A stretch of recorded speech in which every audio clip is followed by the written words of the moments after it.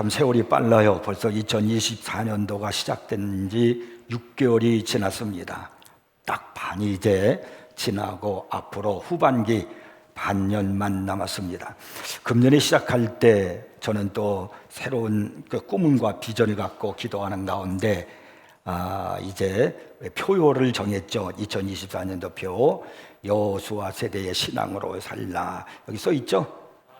네, 우리 한번 해봅시다. 여호수아 시대의 신앙으로 살라. 네, 얼마나 참 우리가 꿈을 갖고 이 믿음을 갖고 금년에 또 시작을 했습니까?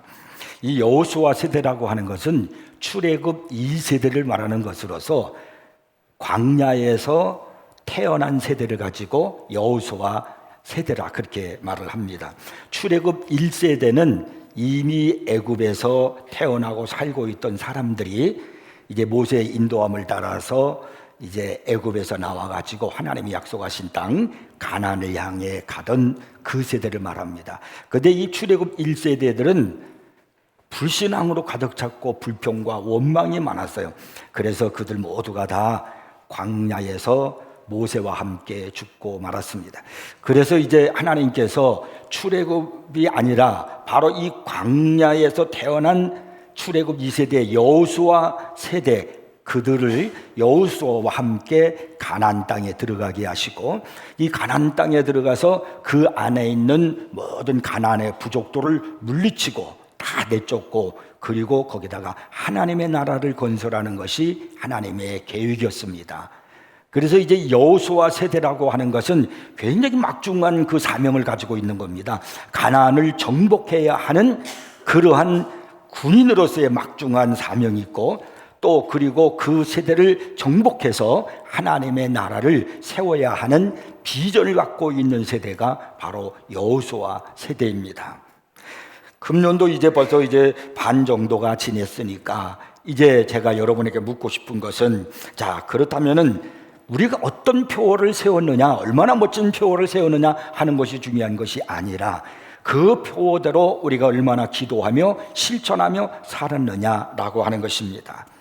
여러분은 여호수아 세대의 모습으로 얼마나 많은 열매를 맺으며 살아가고 있습니까? 아무리 좋은 그러한 표를 세운다 할지라도 그 표대로 살지 아니하면은 그냥 그것은 그림의 떡이에요. 아무런 의미가 없는 것입니다. 우리는 어떤 표를 세웠으면 그 표를 가지고 살기 위해서 기도하고 힘쓰고 그래서 하나님께서 원하시는 열매를 맺는 그러한 사람들이 되어야 할 줄 믿습니다.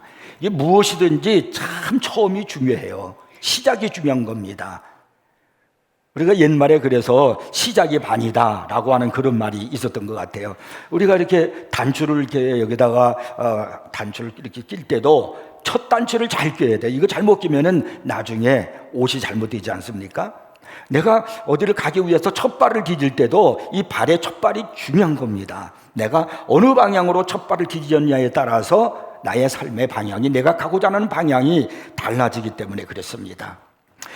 우리나라의 국민적 스포츠라고 하면은 아마 축구를 얘기할 수 있을 겁니다. 지금 전 세계적으로 2026년도에 있을 북중미 월드컵을 앞두고 전 세계적으로 이제 그 예선 경기가, 월드컵 예선 경기가 펼치고 있습니다. 이제 우리 아시아권에서도 마지막 최종 예선전이 9월 달부터 이제 시작이 되거든요. 거기서 이제 뽑아가지고 두 나라씩 뽑아서 할당된 대륙마다 나와서 이제 월드컵 할 때 거기에 가서 이제 또 주어진 대로 조대로 이제 월드컵 경기를 이제 하게 되는 겁니다.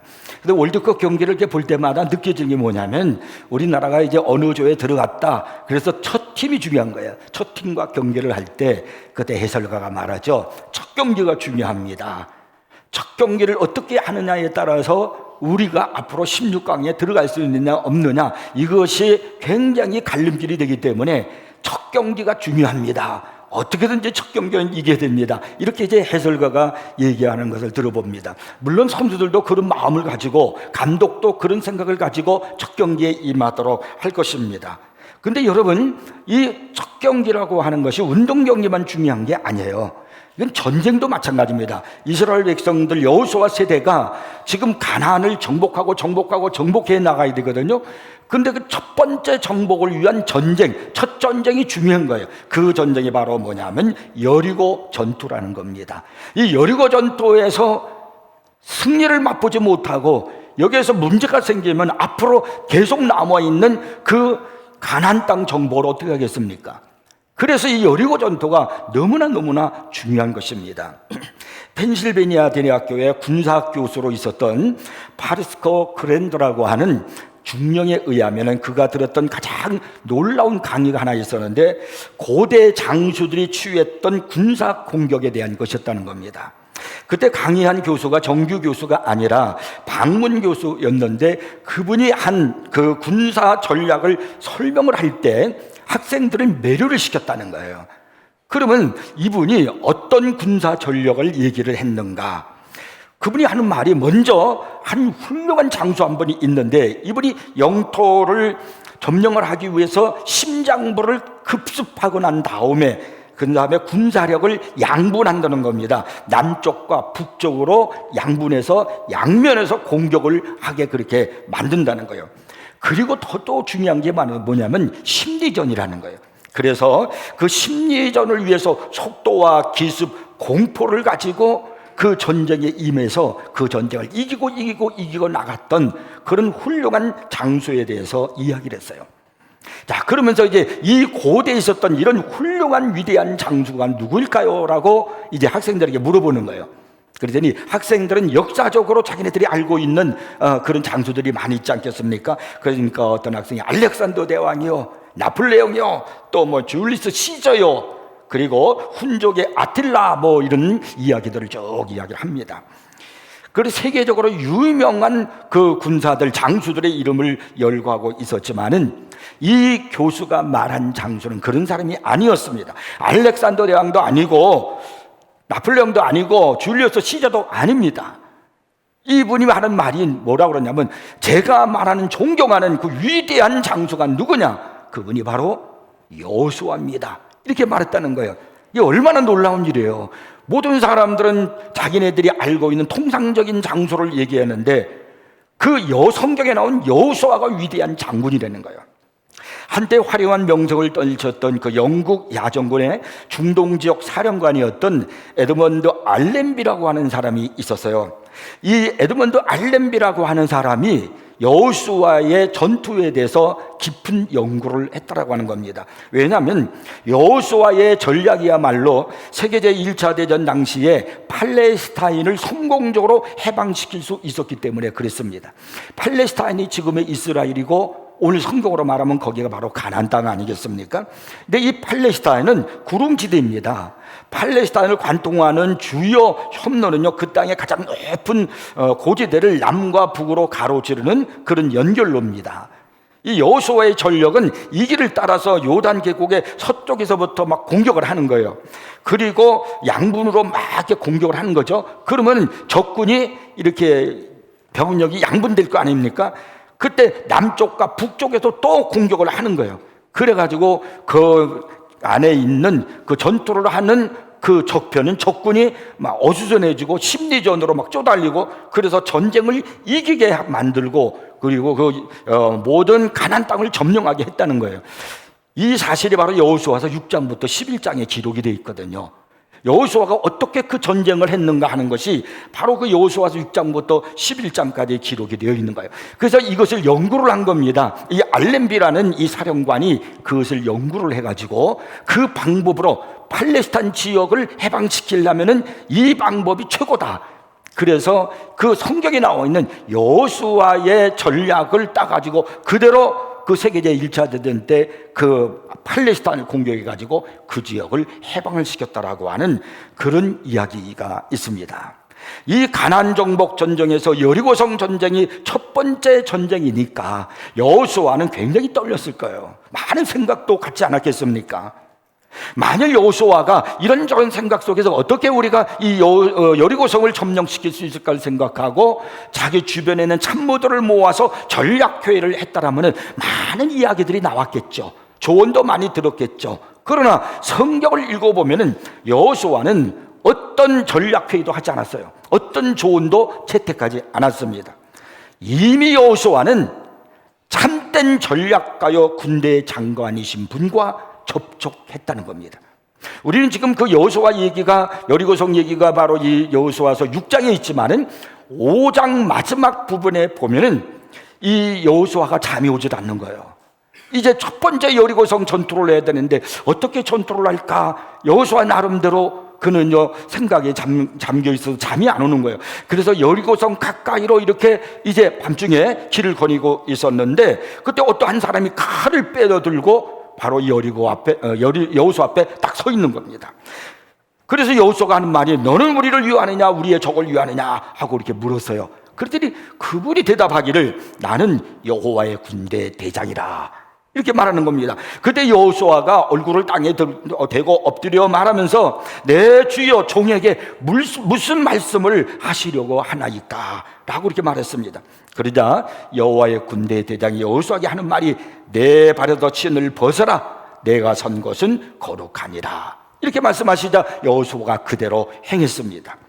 그리고 이 여호와의 군대 장관이 이제 전투 전략의 방법을 이 여호수아에게 알려주는 겁니다. 그 5장에는 기록되어 있지 않지만 6장에 넘어오면 그것을 알 수 있어요. 그래서 독특한 계획을 바로 이 여호수아에게 알려주었어요. 그래서 여호수아는 그 계획을 가지고 이제 온 백성들에게 어떻게 우리가 이 여리고성을 점령할 것인가 라는 전략을 이야기하기 시작합니다. 그것이 바로 6장 2절부터 5절까지 나옵니다. 제가 한번 읽어볼게요. 보라, 내가 여리고와 그 왕과 용사들을 내 손에 넘겨주었으니 너희 모든 군사는 그 성을 둘러 성주를 매일 한 번씩 돌되 엿새 동안을 그리하라. 제사장 7은 7양각 나팔을 잡고 언약궤 앞에서 나아갈 것이요, 7째 날에는 그 성을 7번 돌며 그 제사장들은 나팔을 불 것이며, 제사장들이 양각 나팔을 길게 불어 그 나팔 소리가 너희에게 들릴 때에는 백성은 다 큰 소리로 외쳐 부를 것이라. 그리하면 그 성벽이 무너져 내리리니 백성은 각기 앞으로 올라갈지니라. 이것이 하나님께서 지금 여호수아에게 알려준 그 전략 계획이었어요. 그래서 여호수아가 이 사실을 공포를 하는 거예요. 여러분이 잘 알고 있지만 어떻게 해야만, 맨 앞에 법궤를 앞세우고 제사장들이요, 그 다음에 그 뒤를 따라서 나팔을 불고 있는 이제 제사장들이 따라갑니다.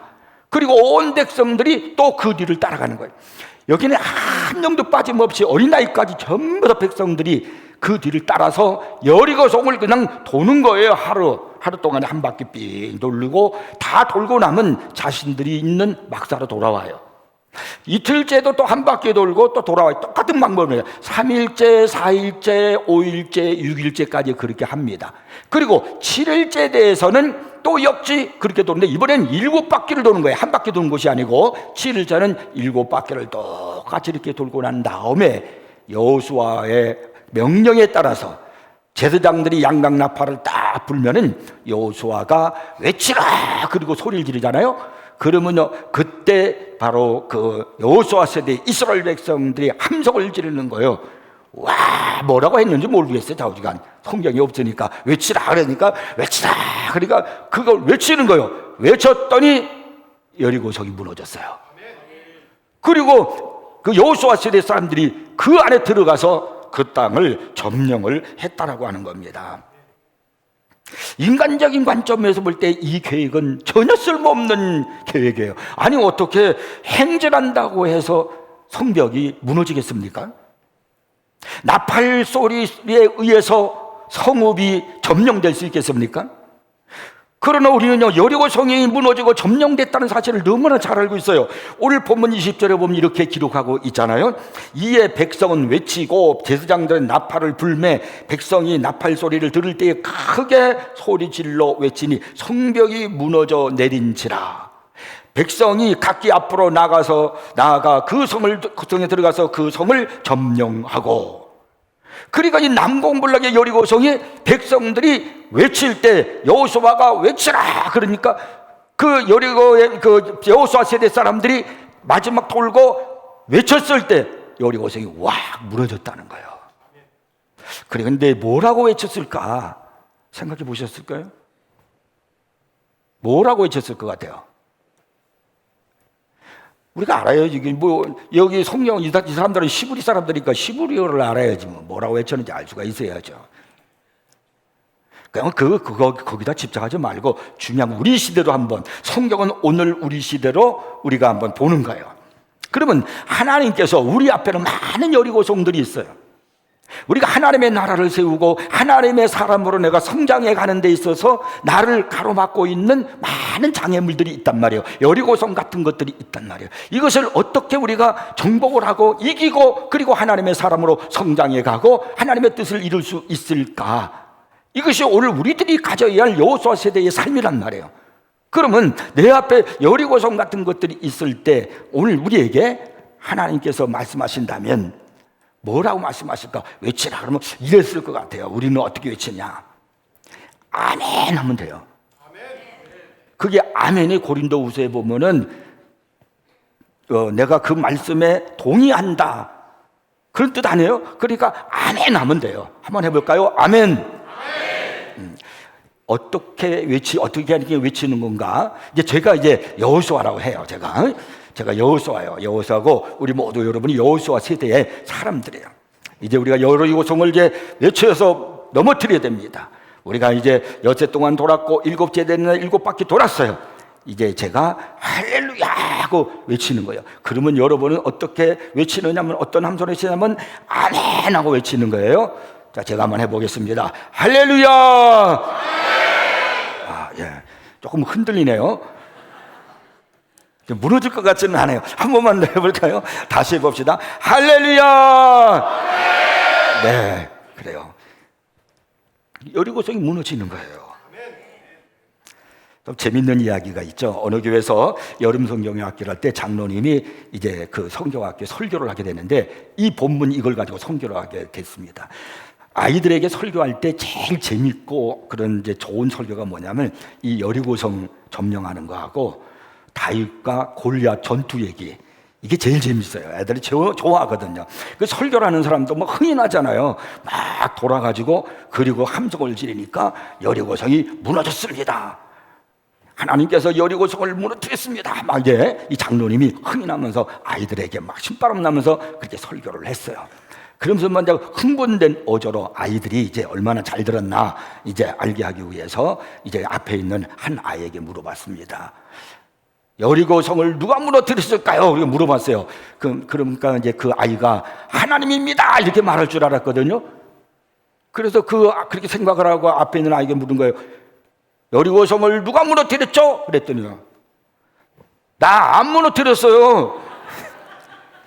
제가 안 했어요. 그랬다는 거죠. 엉뚱한 소리를 하는 거죠. 여리고성은 하나님이 무너뜨렸습니다. 내가 하는 게 아니에요. 이스라엘 백성들이 외칠 때 그때 여리고성이 무너져요.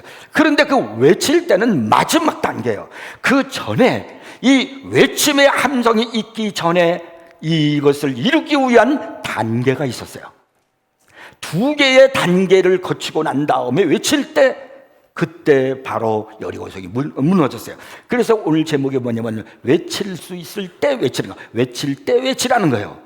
자, 그러면 그들이 승리를 위하여 준비한 단계가 뭔가? 첫째가 뭐냐면 침묵입니다.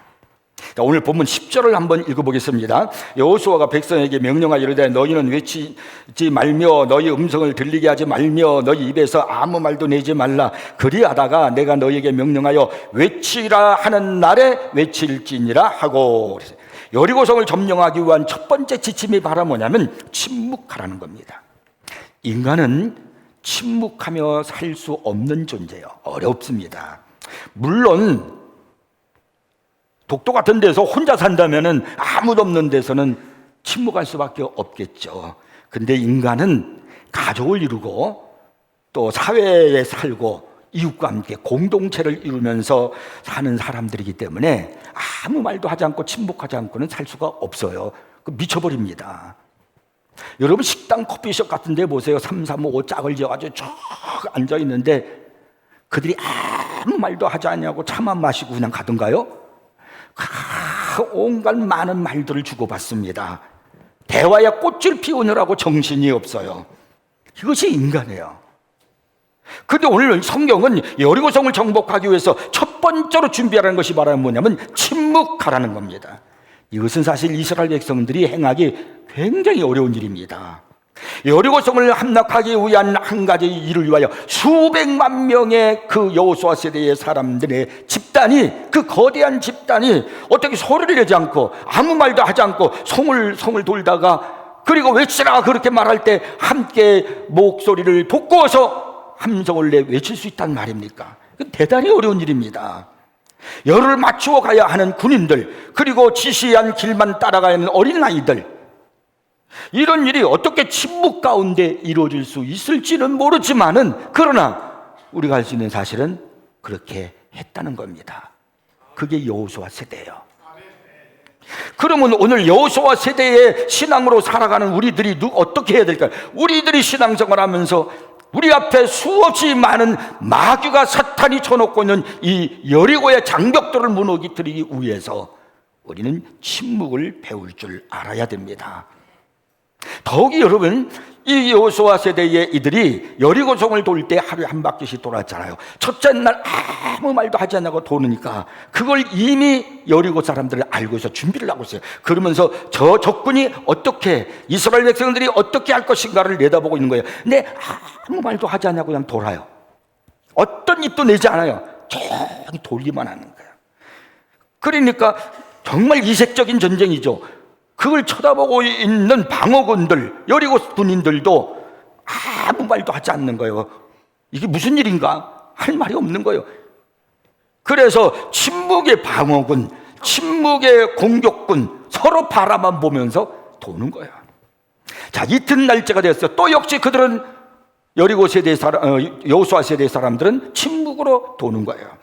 그러나 여리고에 살고 있는 이 군인들은 이날은 침묵할 수가 없었죠. 이제 이스라엘 백성들을 향해서 막 이제 조소하고 비판하기 시작하는 겁니다. 너희들이 이 성을 돌면서 무엇하고 있는 거냐? 너희들이 도는 것이 꼭 개미들이 지나가는 것 같다. 개미는 그냥 밟으면 다 죽는 힘이 없다는 거예요. 우리가 어디엔가 문을 열어놓은 줄 알고 그 문을 수색하기 위해서 너희들이 다 그렇게 돌고 있느냐? 우리가 바보인 줄 아느냐? 싸우기가 무서우니까 점령하지 못하고 쳐들어오지 못하고 그냥 성만 돌고 있느냐? 이 성을 우리가 얼마나 철저하게 잘 수비하고 있는 줄 아느냐? 쳐들어와라 이 겁쟁이들아. 막 조소를 하는 거예요. 비판하는 거예요. 이런 상황에서 이스라엘 백성들이 침묵을 지킨다는 것은 어려운 것입니다. 여러분, 누군가가 나를 향해서 조소하고 비판하고 막 그러잖아요. 근데 그 말을 듣고 내가 가만히 침묵을 지킨다는 것, 이게 어려운 거예요. 근데 이 교훈을 우리가 배워야 하는 겁니다. 이게 여호수아 세대예요. 마이어라는 사람은 모든 명령 가운데 가장 어려운 명령은 조용하라는 명령이다라는 그런 말을 했습니다. 그러면서 그는 이렇게 말을 했어요. 우리의 음성은 들리지 않아야 한다. 아무런 말도 우리 입에서 나와서는 안 된다. 죽음이 하나님께서 주관하시는 우주에서 함락되어야 할 마지막 원수이듯 그분의 자녀가 배워야 할 마지막 교훈은 혀의 절제이다. 우리는 불평하기를 좋아한다. 우리는 우리의 불쾌감을 이야기하기를 좋아한다. 우리는 우리 자신을 다른 사람과 비교하기를 좋아한다. 그리고 가장 가능성이 있음직한 치료 방법을 토론하는 것을 좋아한다. 우리는 신뢰의 엄격한 약속하에 우리의 비밀을 친구에게 말한다. 그럼 못 견딘다는 거죠. 말 안 하는 것을요. 밀실에서 귀에 대고 하는 말은 지붕 위에서 선포되리라. 그분의 충만한 은혜와 능력을 깨달을 수 있는 것은 오직 고요한 마음뿐이다. 이 마이어가 이런 말을 했습니다.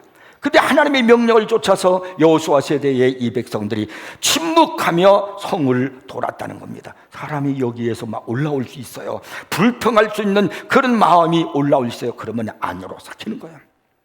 그리고 막 생각이 떠오르고 조사하고 싶은 사람, 따지고 싶은 마음이 올라올 때 기도하는 거예요.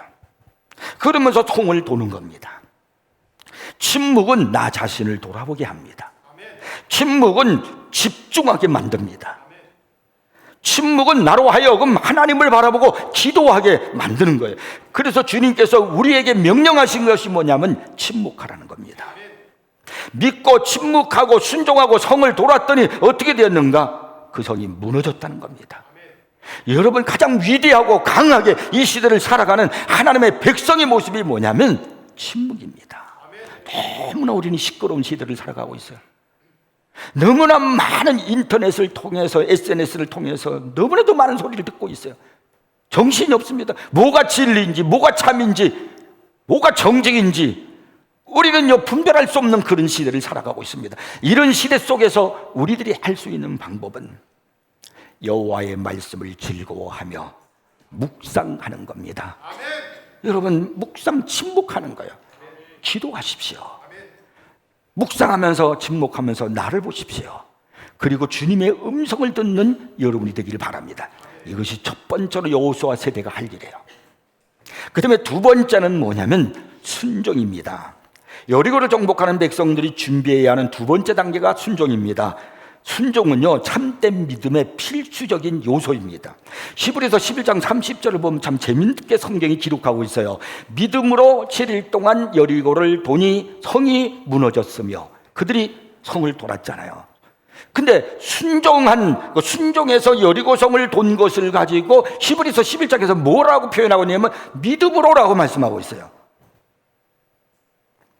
하나님을 최고로 영화롭게 하는 것이 무엇일까요?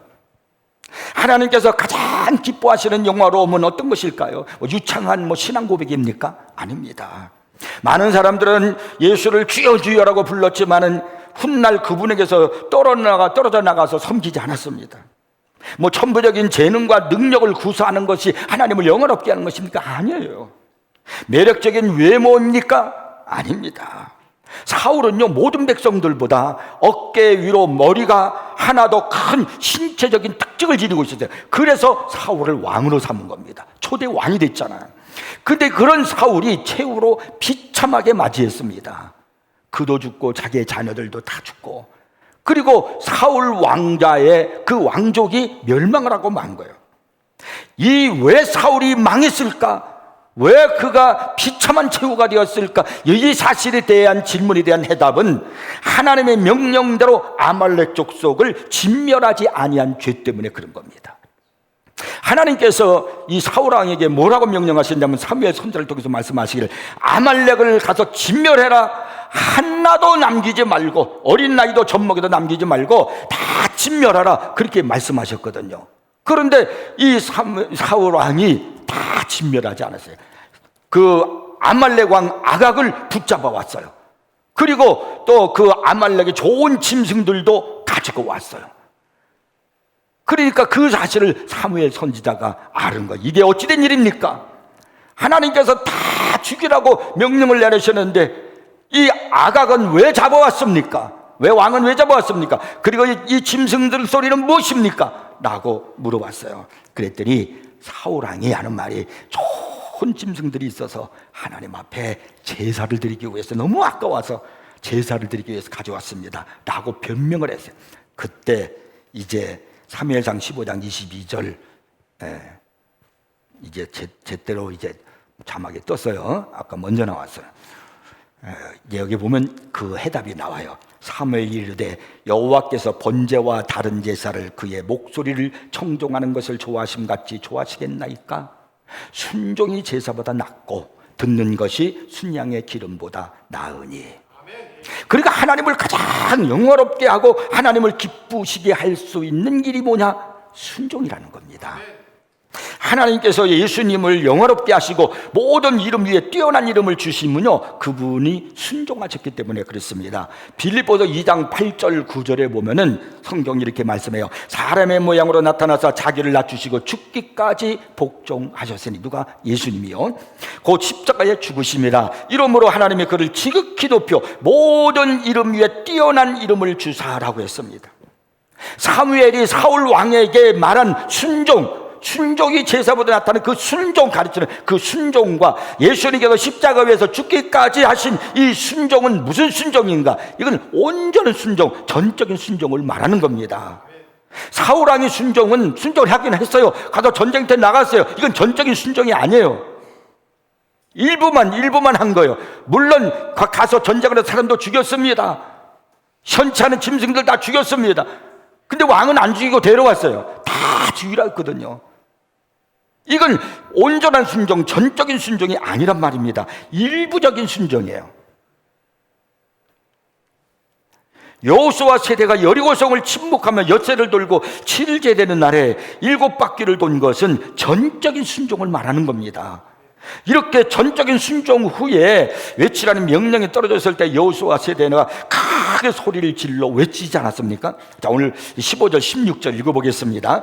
7째 날 새벽에 그들이 일찍 일어나서 전과 같던 방식으로 그 성을 7번 도니 그 성을 7번 돌기는 그날뿐이었더라. 7번째에 제사장들이 나팔을 불 때에 여호수아가 백성에게 이르되 외치라, 여호와께서 너에게 이 성을 주셨느니라 그랬어요. 20절 봅니다. 이에 백성은 외치고 제사장들은 나팔을 불매 백성이 나팔 소리를 들을 때 크게 소리질러 외치니 성벽이 무너져 내린지라. 여리고 세대가 성을 돌고 성 돌 때 첫째 날 돌고 났더니 조금 무너지기 시작했어요. 둘째 날 돌았더니 조금 더 무너졌어요. 셋째 날 무너졌더니 이제 막 으르륵 소리가 나요. 그래서 마지막 7째 날 7바퀴 돌고 난 다음에 함정을 지니까 전부 다 와르르 무너졌는가? 아니라는 거예요. 첫째 날 돌았는데도 아무런 표시가 없어요. 둘째 날 돌아도 아무런 흔적도 없어요. 엿새 동안 돌아도 아무런 것이 나타나잖아요. 어떤 요만한 소리도 나타나지 않아요. 1일째 되는 날 7바퀴 돌아도 그냥 그대로예요. 그리고 난 다음에 그렇게 다 순종하고 난 다음에 외치라 할 때에 외치니까 여리고성이 무너졌다는 거예요. 아멘. 온전한 순종 후에 외칠 때 무너진 거예요. 아멘. 여러분 잘 아시는 그 나만 장군, 아람 나라의 군대 장관 나만 이 장군이 몸에 나병이 들었잖아요. 그래서 고치지 못하다가 여호수아한테 엘리사에게 찾아가면은 고칠 수 있다는 이야기를 듣고 엘리사를 찾아와요. 그랬더니 엘리사가 뭐라고 그러냐면 요단강가에 가서 몸을 7번 잠그라고 말합니다. 그래서 이 나만 장군이 처음에 막 화가 났어요. 아니 세상에 뭐 요단강에 가서 몸을 잠그면 나을 것 같으면 내가 뭐하라, 내가 우리나라에 강이 좋은 강도 많은데 내가 거기서 하지 여기서 하냐고. 막 흙탕물인데 요단강물은.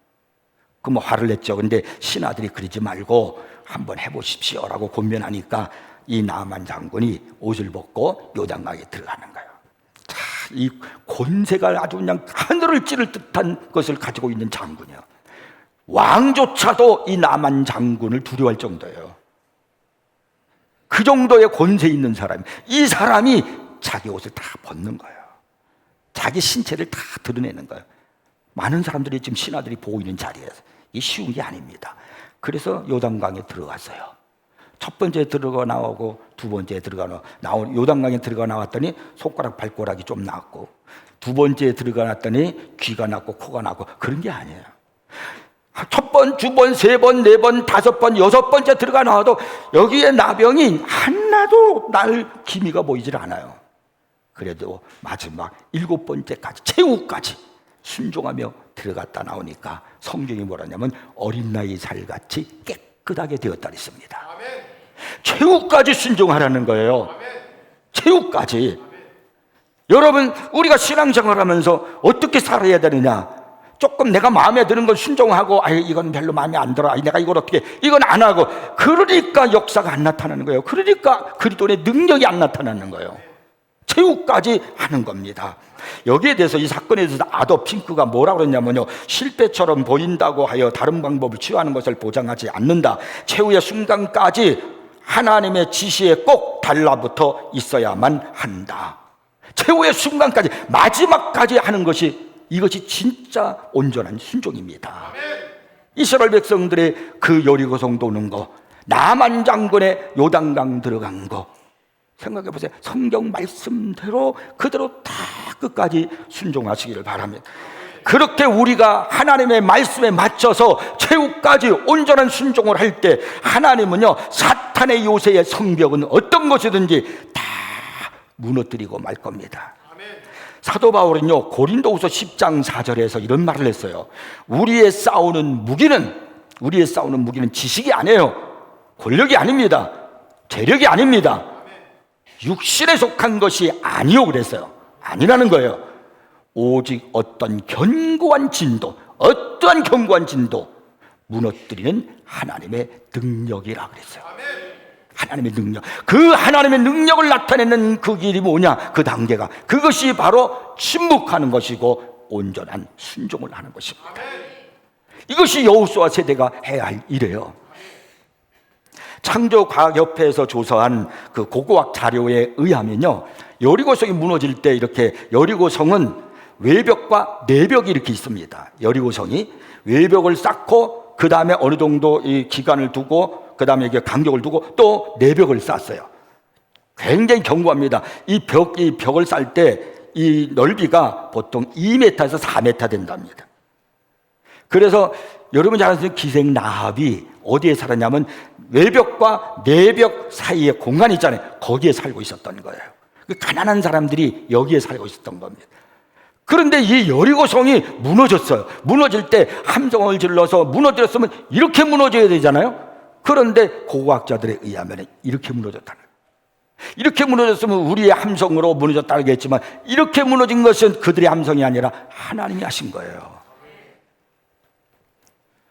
오늘 우리가 여호수아 세대로서 이 시대를 살아갈 때 여러분 기억해야 될 게 뭐냐면 우리 앞에는 많은 여리고성이 있어요. 불신앙의 여리고 뭐 여러 가지 많은 장벽들이 있는데 이걸 어떻게 이겨낼까? 첫 번째로 가르쳐 주신 말씀이 뭐냐면 하나님의 능력으로 이겨야 된다는 거예요. 그것이 바로 뭐냐? 침묵과 온전한 순종입니다. 여러분 이제 남은 6개월 동안 그렇게 사십시오. 이 말씀 잊지 말고 꼭 이 말씀 붙들고 사시기를 바랍니다. 그래서 한 해를 지나고 결산할 때 여러분 앞에 있는 수많은 장벽을 무너뜨리고 그리고 하나님께 영광을 돌리는 여러분 되기를 주의 이름으로 축복합니다.